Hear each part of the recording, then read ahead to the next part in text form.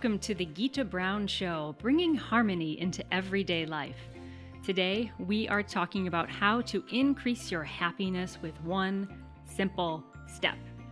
So, hey guys, I'm Gita, and I help creative people from all walks of life understand how to develop a holistic lifestyle so that they can live peaceful, healthy, and joyful lives. You'll get inspired with practical tips for your creativity and spirit. So if you're a musician, an artist, a writer, or just a creative-minded soul, you have found your source of inspiration and guidance. So if we're going to talk about how to increase your happiness, chances are if you're watching this, you would like to be a little bit happier. Check in with yourself for a moment. Are you experiencing happiness every single day? Are you experiencing a general level of happiness that's like at a pretty reasonable level where you're like, yeah, that's good, or you want more, or maybe you're pretty happy and you think, I think I could be feeling even better.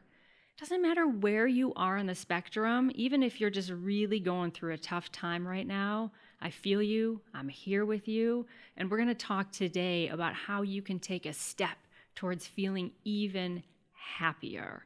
Happy can mean something just is a little more balanced, a little more well, a little more joy in every day. Because let me tell you, friends, life is hard. We're born, and then, at the other end, we die. So if we're not having some fun in the in-between part, I think we're kind of missing the point. So I thought it'd be really great to bring someone on today to talk to us about how to increase happiness in powerful ways, but that's easy to do, that we all can do, and that we all can start doing right now. Even by me bringing on this guest, I am taking a step towards my happiness, because so much of our discontent, our anxiety, our stress, all the stuff that covers up our sort of natural happiness we have as kids, all of that arises because we're disconnected. We're disconnected from ourselves, from our souls, and we are disconnected from each other. So by connecting with one another, we take a really powerful step towards being more happy. And our guest today is a perfect example of someone who has opened up her vault and has shared her stuff with the world and is looking to create a community of vibrant musicians who are dedicated to health and well-being. Her name is Dr. Kallie Snyder. We're going to take a super quick break. On the other side of that break, you're going to meet Kallie, and you're going to hear her powerful story of anxiety and how she has taken that moment as a catalyst and turned it around and is now creating this amazing community of which you are now a part, and you are going to learn how to increase your happiness. So stick with me on this short break. We'll see you on the other side. Hey friends, this is the Gita Brown Show, bringing harmony into everyday life. Find me online at gitabrown.com and YouTube at Gita Brown. Also on social, Twitter, Facebook, and Instagram at Gita C. Brown. See you there. Hey guys, and welcome back. Oh my goodness, I'm so excited for you to meet our guest today. First on, I have to brag about her a little bit because I was a little bit of a fangirl with her on Instagram, and we have since struck up a friendship, and I just got to brag about her. So her name is Dr. Kallie Snyder, and she's a flutist. For those of you who don't know me, I'm a clarinetist, so we share that like woodwind love between each other. She's a clinician, an adjudicator, and a music educator in Lexington, Kentucky. She has a doctorate in flute performance and specialized studies in world music from Florida State University. And this is the part that I love about this lady. If that wasn't enough, she's the founder of The Sound Musician, which is an online community for musicians to feel whole in mind, body, and spirit. And on that site, this is why I got hooked on Dr. Kallie, because she started to talk about an anxiety attack that she experienced during an orchestra concert, which if you are a classical musician, you know how hard we work to have our appearance be flawless, and to go through an anxiety attack on stage, and then to write about it and to share her lingering struggles with anxiety and how she is learning to transform that is so powerful. Because her desire, and I'm reading right from her blog here, my friends, her desire is that by, quote, sharing my struggles and challenges of being a classical musician and learning how to feel whole in the process, that my fellow musicians and non-musicians, that's all of you out there, might feel a little less alone in their challenges, and that together we can form a community where we can feel seen, heard, and supported. Isn't that powerful? So I feel like Kallie and I are a community, and now whoever's watching and listening is a community. So welcome to this show, Kallie. Hi, Gita. I'm so thrilled to be here. Yay! Woohoo! We're doing a happy dance, happy dance, happy dance, happy dance. I can't dance too much because I got these headphones on, but I am definitely doing a happy dance in my heart. So I've had anxiety like since the 4th grade. I think with yoga, I can now say I had anxiety. Every now and then it comes up, but it's in the past for me now, but it's taken a lot of work. And I know that you've had a really powerful experience with anxiety too. Could you just tell our viewers and listeners a little bit about like the process of like how it sort of rolled out for you and when you knew this was like something you had to deal with? Yeah. So I've had performance anxiety, specific to music ever since I've been playing music, basically. I remember being 8 years old at my first piano recital and playing Jolly Old St. Nicholas, and my jaw was quivering when I was up there playing. So performance anxiety definitely has not been a stranger to me throughout my musical career. But I started to deal with something a little bit more serious, I would say. Not quite a generalized anxiety disorder, even though that's what my doctor, diagnosed me as having. But I would say more a situational anxiety that was triggering and kind of had some longer-lasting effects that I've had to deal with since. So I was at a summer music camp last summer, and I was a faculty member. And that was a really big deal to me because, as you said, I do have a doctorate in music. My plan has always been to teach at a university, but those jobs are very few and far between, and it just kind of hasn't panned out for me yet. So it was a really big deal to me to have that title as faculty and to be in that setting. That was kind of special to me. So I felt a lot of pressure along with that, and being with other faculty members that were actually faculty members at colleges and universities. So I put a lot of pressure on myself, and then we were also playing Daphnis and Chloe, which is really, really hard. Can I pause there and tell our listeners how hard Daphnis and Chloe is? It is that piece they put on an audition, right, to like weed out the technical issues. It's like that. Yeah, sort of play it or die. Lots of notes. Yeah. Throughout the whole thing. I mean, the woodwinds are practically nonstop throughout the whole piece. There's not really a break at all. And then I was playing second flute, which has some significant challenges. So I was really freaked out about that, feeling underprepared for that. And just a lot of pressure, mostly pressure that I was putting on myself. Of course. So kind of the triggering moment for me was actually the night before this orchestra concert. It had already been a tense week just with rehearsals, and it wasn't just me. Everyone, especially the women players, were feeling very tense, and you could feel anxiety from the whole section just during rehearsals. Everyone was kind of freaked out. But then I went out to a faculty dinner the night before, and I had something at dinner that just did not agree with me, and I felt sick. But I felt like I couldn't leave because we carpooled together. I was with these other faculty members. I just didn't have the confidence to say, hey, I'm not really feeling well. I think I need to go. So I felt trapped, and I was miserable. I felt horrible. And so that's kind of where it started, was just that trapped feeling, actually feeling unwell. And then that kind of bled into the last day of camp, which was the same day as the orchestra concert. So I woke up the morning of the orchestra concert, and I was not well. I mean, I wasn't exactly nauseous as I was the night prior, but I just was not feeling normal at all. And I was kind of panicking. I was still supposed to teach classes that day, and I was just kind of pacing around our cabin. My husband was there. He was like, you shouldn't teach today. And I was like, I have to teach. It's the last day. I have to teach. And I was just kind of panicking about that because I felt unwell, and I felt like I would prefer not to teach, but I felt obligated to teach because it was the last day. We'd already received our paychecks, and I didn't want them to think I was flaking out because I already got paid. So I was just really worked up about it, and I ended up going to my first class, but I could not teach. So I ended up giving the students just kind of free practice time and had to get the rest of my classes covered for the rest of the day, which really ate me up. Because I had really fun things planned. This was a middle school group, and I really liked my kids, and I was just really disappointed to not be there with them on the last day. So I'm dealing with all this, feeling nauseous, feeling woozy, feeling panicky, so having anxiety. I hadn't really labeled it that yet, but that's what was going on. And then I still had a dress rehearsal and a concert that same day. And all of this is outdoors. Oh, of course. And I'm sure it was hot, too, to compound things. Yeah, it wasn't super hot, but, I mean, warm enough. And so I was not feeling well. I had, been crying and upset, could barely eat. Nothing sounded good. I tried to eat, just kind of a mess.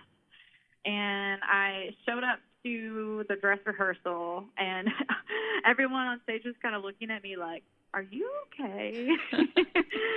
And the principal flutist was even like, "If you need to go, like, don't worry about it. Just go. We can figure it out." I said, "No, I'll just do what I can. And, if I need to leave, I'll leave, but I'll just try to figure it out." Right. So I'm sitting there outside in this amphitheater on stage, and I'm just fanning myself with the music until it's time for me to play. I think I might have been tasted on one thing, and the whole time I was just breathing rhythmically, just fanning, just concentrating on breathing and just fanning, and just kind of having that methodical approach to distract me of the breathing and the fanning. And I made it through the rehearsal. I felt a lot better immediately after making it through the rehearsal. So that was a relief, but then I had to do it all over again that night. In front of people. So, yes, in front of all the campers and counselors and all the other faculty members from the other disciplines and whatnot. And with all that pressure that you had put on yourself too. I mean, I'm sure in some ways you sort of felt like not your career was riding on this, but that this is a big moment for you, right? It's like the final thing you're doing at this camp. You're a professional. You have your doctorate. You're really trying to establish yourself as someone of note in the field. Oh, musician's pun, someone of note.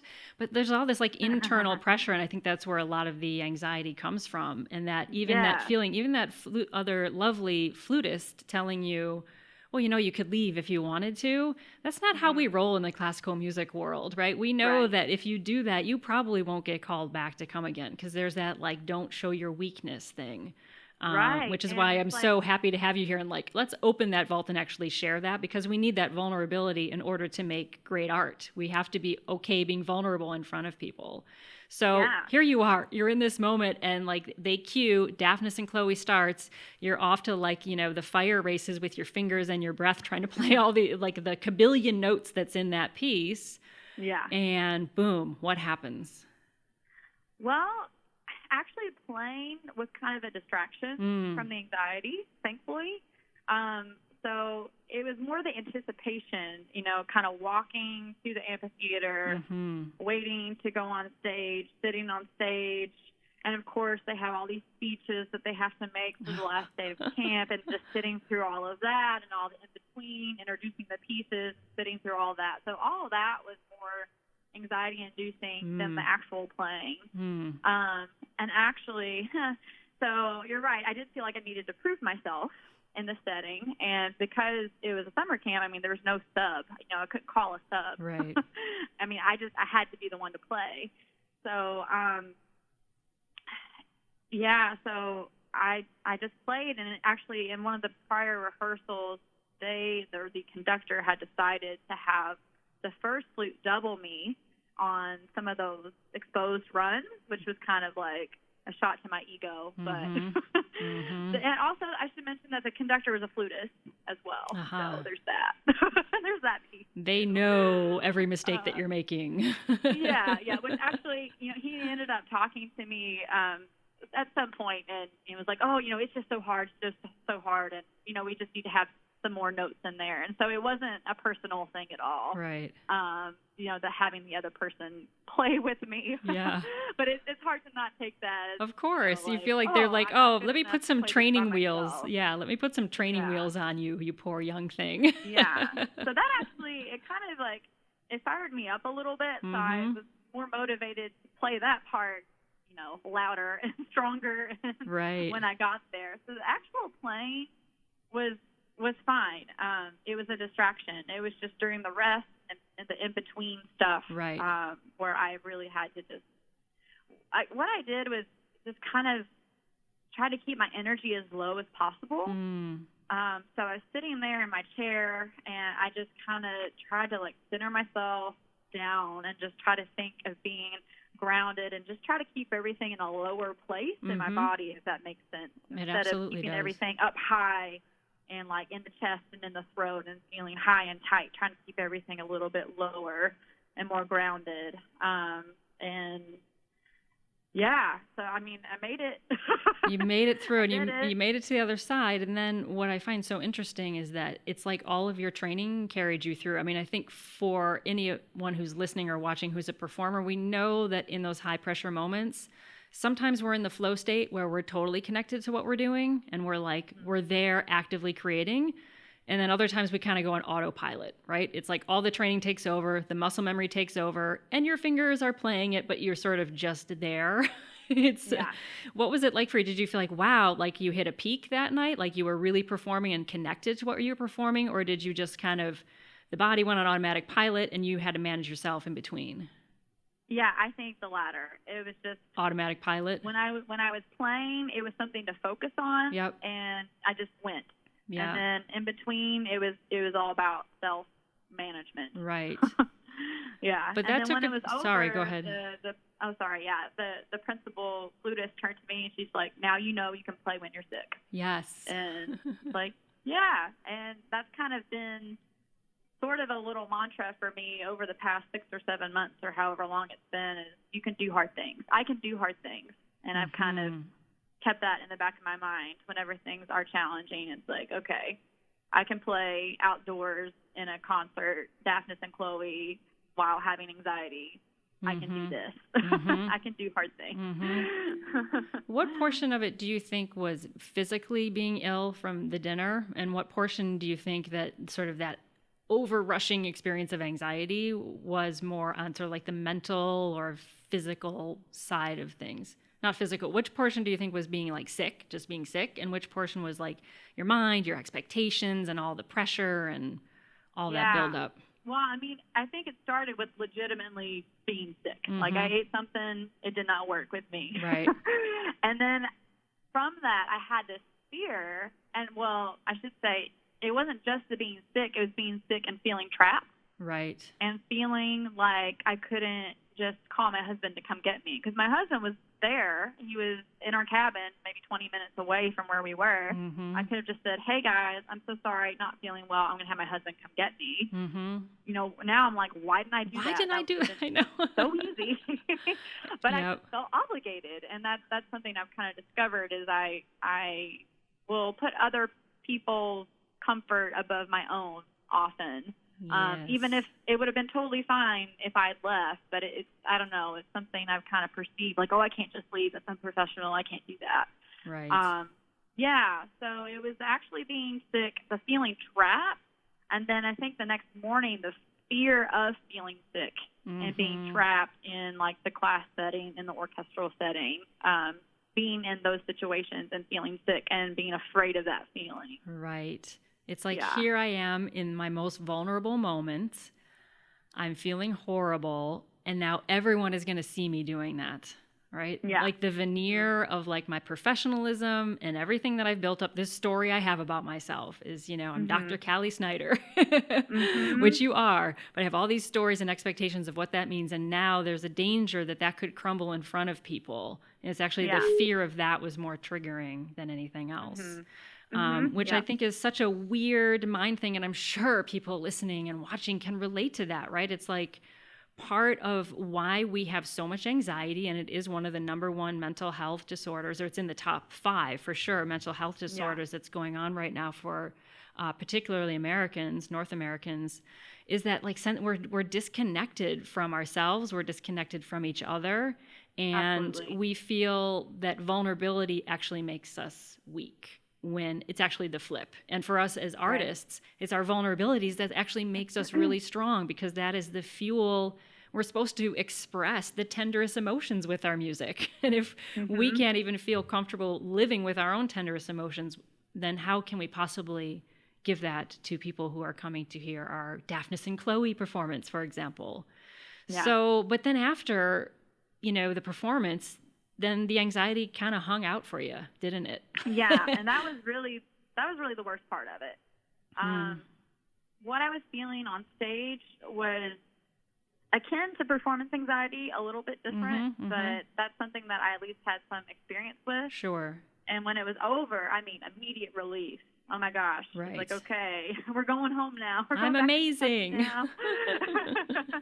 It's done. But then, I woke up the next morning and I felt nervous about eating breakfast again. And so that feeling of being afraid of being sick from eating, that kind of lingered. So that was sort of the first thing that I was noticing, was just kind of being afraid to eat. I was eating, and I knew I needed to eat, but I just didn't want to, because I was afraid that it was going to make me sick, and I just didn't want to feel that way. So I dropped probably 10 pounds in a month. And then I started getting back into my normal routine I go to several public schools in Central Kentucky and work with the flute sections at those schools during the school day. And I teach private lessons. And I also have a part-time job as well. So as I was going to do all these different things that I've done hundreds of times, I was feeling nervous and apprehensive and kind of having a woozy feeling showing up to all these things. And that was really abnormal for me. And that's kind of when I was like, okay, this isn't right. Something's wrong here.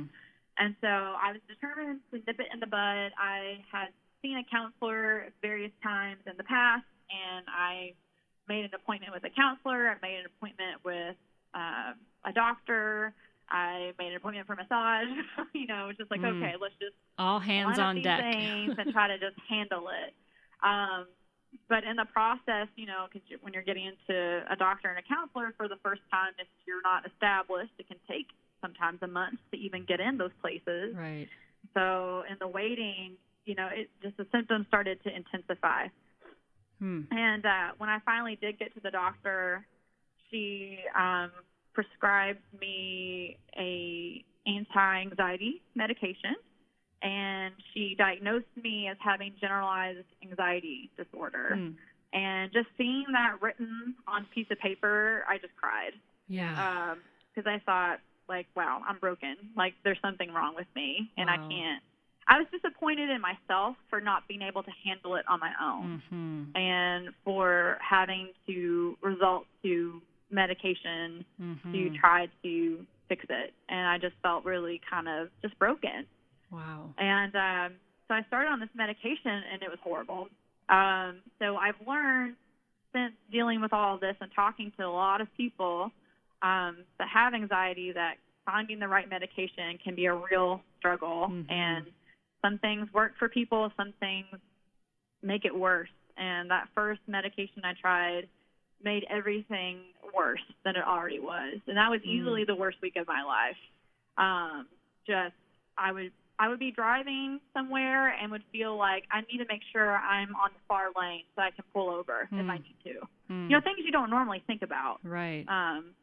And just feeling scared, and it was like a flip switched in my body, and it's like I wasn't in control anymore, that my brain and my thoughts and my body, they were just doing their own thing, and I had no control, and I just wasn't myself anymore. It's almost like you flipped, sorry to interrupt you, but it's almost like you flipped from this sort of relaxed nervous system mode, and then after the concert, you sort of almost went into this prolonged state of fight or flight.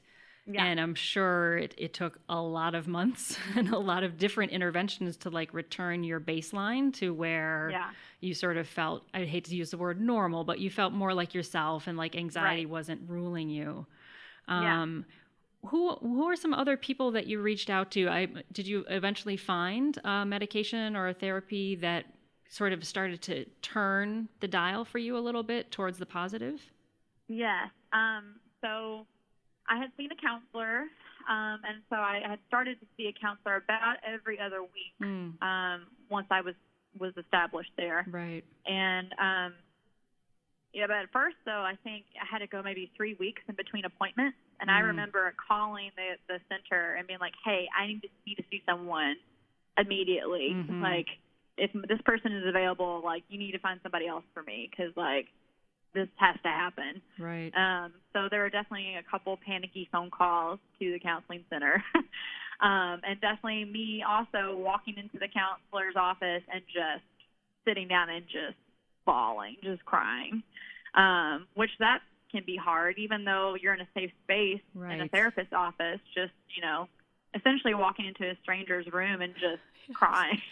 You know what I love about I love about all this, Kallie, is that like you consistently over time, and I think people really benefit from hearing this, is that you consistently over time you reached out to people. Even at your like your lowest moment, you just consistently made the next step to reach out. You made the next step to reach out. And even if it was like a misstep, like, okay, the wrong medication. Okay. Then you just took the next step and the next step and the next step.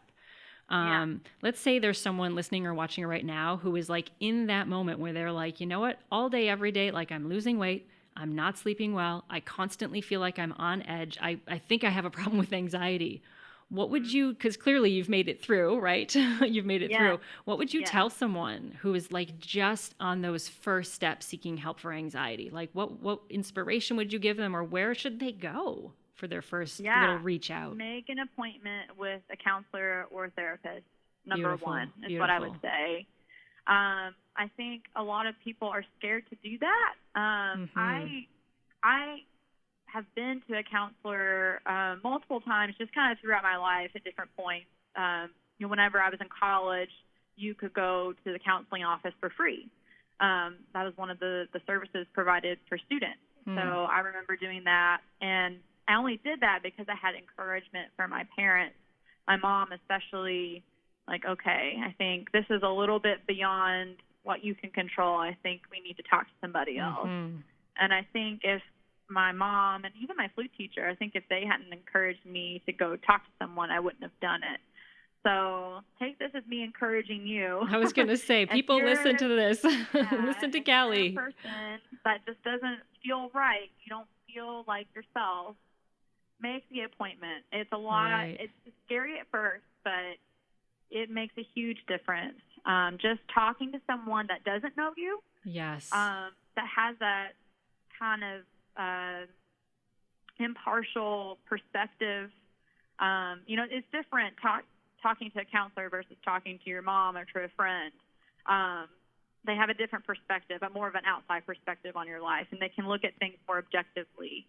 So I think that's super vital. And then also making an appointment with your primary care, with your doctor. Amen. Right? It could be something physical going on, right? That's shooting off some hormones in your body, or who knows what. We are complicated machines, aren't we, Kallie? Yes, and that was one of the things that my doctor was. She's like, I want to check your thyroid. Absolutely. That's a common thing for women. Yes. If our thyroid levels are off, that can cause anxiety. And actually, when I started to post about anxiety on social media, I had people reach out to me through private message and be like, hey, do you think you might have a thyroid problem? Because I did. People were like, I was having panic attacks, and it ended up being my thyroid. And then also I've had people say, my doctor told me my thyroid level was in the normal range, but I just felt like something was still off, and they went to multiple doctors until they found someone that would look a little bit deeper. So that's another thing. We can have a whole other conversation about this too, but one of the hardest things about anxiety is just figuring out what works for you. So yes, I did finally find a medication that worked better for me. Amen. Yeah, and I am definitely not anti-medication. I knew my end goal was to not be on it. Sure. Because I felt in my core that I didn't need it as a person, for the rest of my life. I felt like I needed it for the time being to help me, help myself. Yep. But, I know some people that are on anti-anxiety medication and they just stay on it, and that's fine. But I just knew for me that it was just a short-term thing. Right. So I did find the medication, and guys, it's like, if you have insurance, it's like $25 a month, literally. Right. Like $25 a month for peace of mind and feeling like right in your body again. Because so if you're worth exploring. Right, and if you've spiked so far that your nervous system is just, this is not a medical term, but out of whack, right? Yeah. You're just like, you've gone from like your baseline anxiety was a 2, and now you're at like a constant 7 or an 8. You might need a little help to get it back down, a little bit of that synthetic chemical help to get it back down, while you work on your other more holistic interventions to sort of shore up the other areas of your life. So, and everyone is going to find exactly what I did. Yeah, well, you can actually like see it, guys. If you haven't been over to her Instagram, go check it out. What is your Instagram? Is it The Sound Musician? It's The Sound Musician _. But if you just type in The Sound Musician, it should pop up. She will pop up because it's beautiful, and you can see her ongoing sort of quest to be healthy and well. And so we have people now, they've gone to their primary care, they are going to see a counselor, they figured out if medication is the right avenue for them. What are some other like little things that you did or could recommend for people to do if they're looking to sort of turn the tide for their anxiety or just increase their overall sort of soundness, as you say, in The Sound Musician? Yes. So one of the major things I did, or one of the lifestyle changes I made, was creating a morning routine. Because prior to the anxiety, I'm a freelancer, so I don't have to be awake at the same time every day. Right. Like some days I need to be up at 6, some days I could very well sleep till 9. And that's a recipe for mental health disaster, I can say, as a yoga teacher. And that's what I was doing, still kind of operating in that college mindset where it was like, I don't have to be anywhere until 11 this day, so I'll just sleep till 8:30 or whatever. And then I wonder, why is my body so out of whack? So a couple of different things or people that inspired me. One is Rachel Hollis. I don't know if you're familiar with her work. Yes. Yeah. So she's a little bit more kind of like, empowering women, like get it done, no excuses. Yes. So that might not resonate with everyone, but there are some things that she teaches that did resonate with me. And one of them was she definitely talks about her morning routine, and she has her Start Today journal, which you can do with. You don't have to purchase the Start Today journal to do this. And she says that you can do this in any old notebook that you've got. But I started to write down in the morning 5 things that I'm grateful for, 10 dreams I have for my life as if they've already happened. Wow. So one of them was I have a blog, The Sound Musician, and I wrote that every day for about like 90 days or something. I love it. And then I launched The Sound Musician. And then I found you, and now everyone else can find you. It's so exciting. Yeah, Thank you, Rachel Hollis. Woohoo! So, and then after that, I think what's the thing I'm going to work on first? And so for a long time, it was starting my blog, The Sound Musician. I was writing that every single day. So I would do that. I would make my list. I was also inspired by Hal Elrod's Miracle Morning. Oh, yeah. I don't do everything that he says, but that was kind of a good starting place for just trying to figure out a morning routine. He has like all this stuff that you do, and it doesn't work for me to do everything that he says, but it was kind of just a good kind of introduction to what could be in a morning routine, like the things that you could do. So journaling, that also became much more consistent. I've journaled on and off in my life. I wasn't journaling whenever the anxiety attack happened, and so journaling became a part of my lifestyle again. And I was journaling like twice a day, morning and evening. Well, it shows in your writing. Sorry to interrupt you again, but it completely shows in your writing because it's just a very natural style. And folks, if you check her out at thesoundmusician.com, you can read all of her past blog posts. And it's just like a friend talking to you. Hey, here's what happened. Here's what I learned. Here's some stuff you can learn. And then you were brave and you pulled the trigger and you launched your blog. And I remember the lead up to it, you kept posting like, it's coming, it's coming, it's coming. And you launched with your story that you just told our viewers and listeners about your sort of struggles with anxiety and how you have learned that vulnerability is actually strength and you want to share it and sort of break that stigma. And, today I just want to encourage people who are listening that, increasing your happiness, decreasing anxiety is really embodying what you're doing, Kallie, because you are creating community. You created it first in the written word, sharing that online. You do it with every Instagram post. You're sharing your story. You're doing that here, talking to me today. And so often when people are feeling anxious or they're going through an anxiety disorder or they just want to feel happier, a lot of the root of that is that they're disconnected, right? They're disconnected from themselves, which is why that morning routine is so beneficial because you are connecting with yourself in that moment.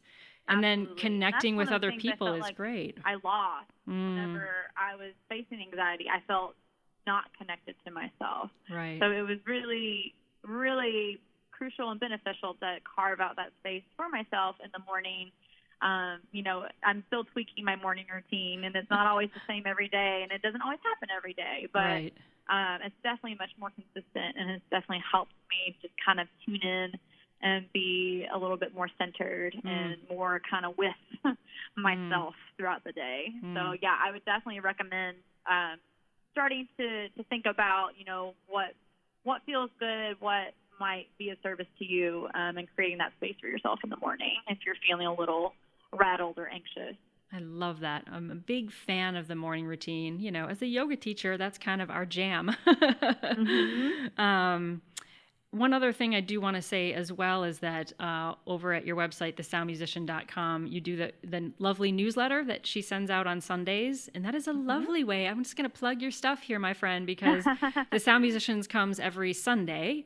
And it's a lovely way to start your day is to read it because you've done a really nice job of not only sharing your story and things that you've been posting about, but you share a lot of resources of just cool stuff that you found, different like little tools to help you in your wellness or just different stuff that you read. It's almost like you're curating a site for people to find inspiration, guidance, and some community too.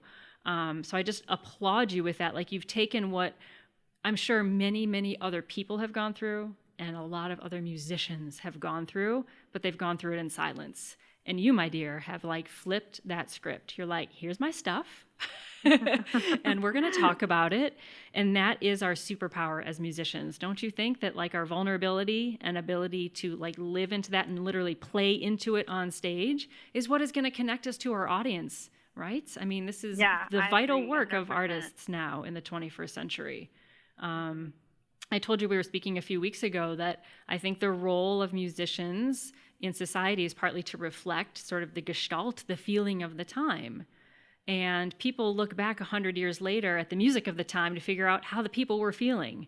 And if we're not putting our true, most authentic, connected selves into our music, then we're doing a disservice to our art form and the potential it has for social change, societal change, and just basic everyday human expression.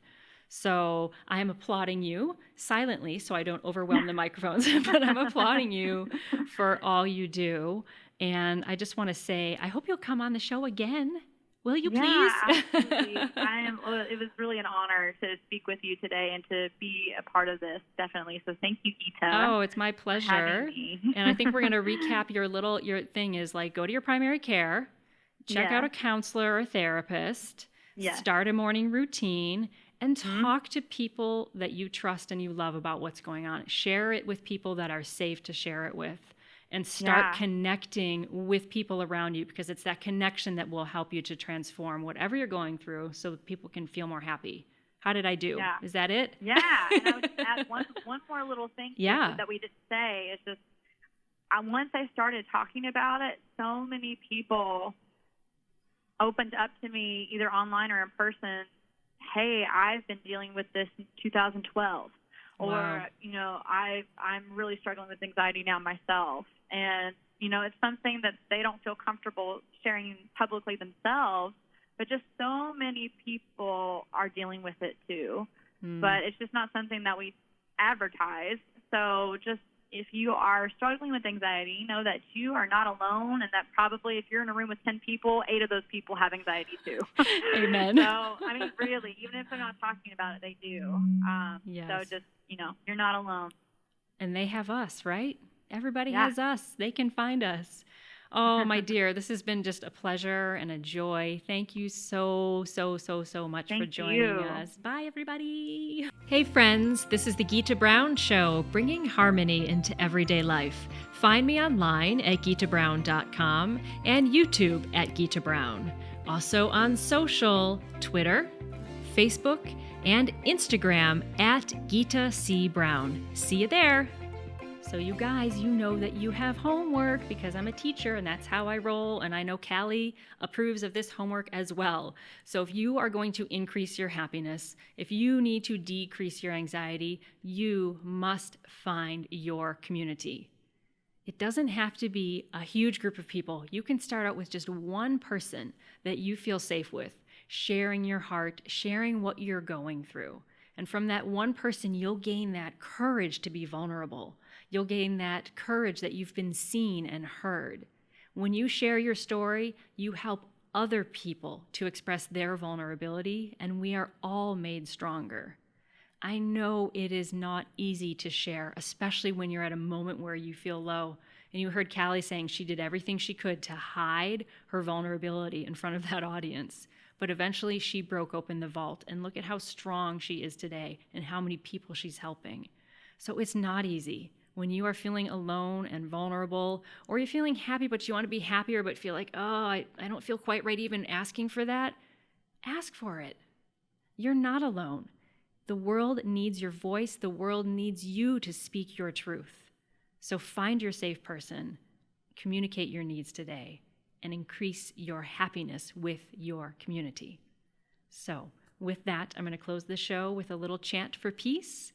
After I do the chant for peace, I will give the English translation and give a nice blessing to you so you can have a beautiful, beautiful day. You may listen to me. If you know this peace chant, chant along. Let's send some good vibes out there. Loka samasta sukhino bhavantu. Loka samasta sukhino bhavantu. Loka samasta sukhino bhavantu. May the entire universe and you, my friend, be filled with peace and joy, love and light. Hope you have a beautiful day. And guys, if you like this, please share it with a friend who needs some love. You can hop on over to my website, gitabrown.com, for updates, insider tips, and little occasional sales I have for only my little insiders. Sign up with your email there. You can follow me on YouTube, Instagram, Facebook, Twitter at Gita C. Brown. Thanks, guys. Have a very peaceful day. Om Shanti.